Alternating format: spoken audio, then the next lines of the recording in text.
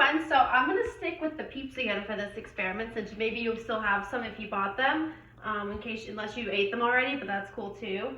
So we're going to start with the experiment. So your focus question is, how do heat waves from the microwave affect marshmallow Peeps? So how do heat waves from the microwave? So what's going to happen to this little guy when we put him in the microwave? So you actually have 4 predictions that you have to do. You have to do what's going to happen, so you have to be able to kind of look. What's going to happen after 15 seconds of him in the microwave?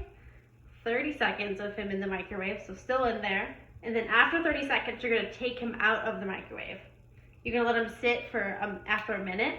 You're going to draw what you see, and after 5 minutes, and kind of see what happened to him. So I did my predictions for all 4. So this is when you stop the video and do that. And then once you're ready, we'll continue and we'll see what happens.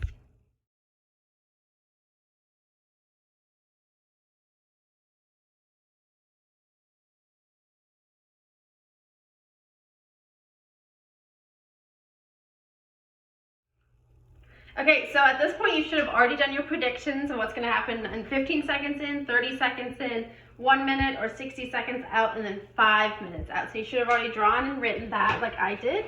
So I'm going to go ahead and put them in the microwave. It's way more fun if you watch. So I'm only going to put them on for 30 seconds. That's all you need. So if you have the 30-second add button, go ahead and hit it.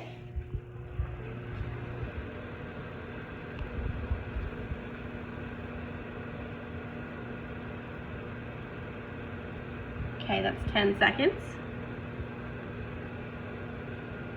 15 seconds.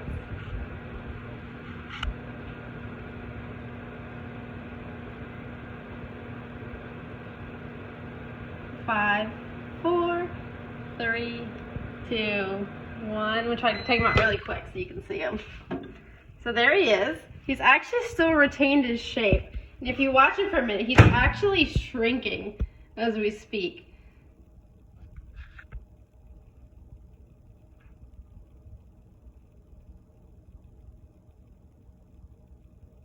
Wait just a little bit longer.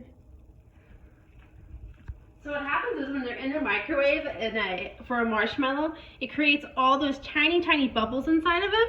And so the sugar kind of helps him keep his shape, but the bubbles actually keep growing and growing, and there's more bubbles, and so that's why he gets so large.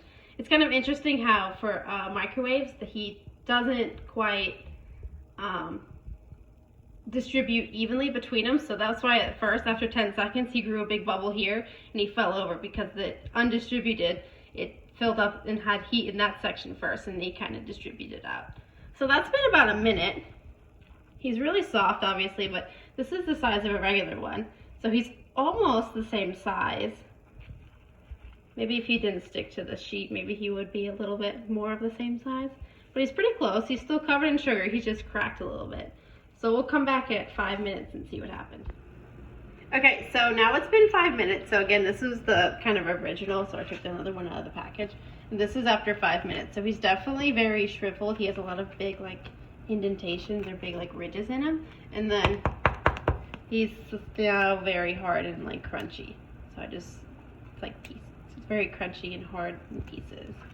So it's almost like a hard candy now instead of like a marshmallow.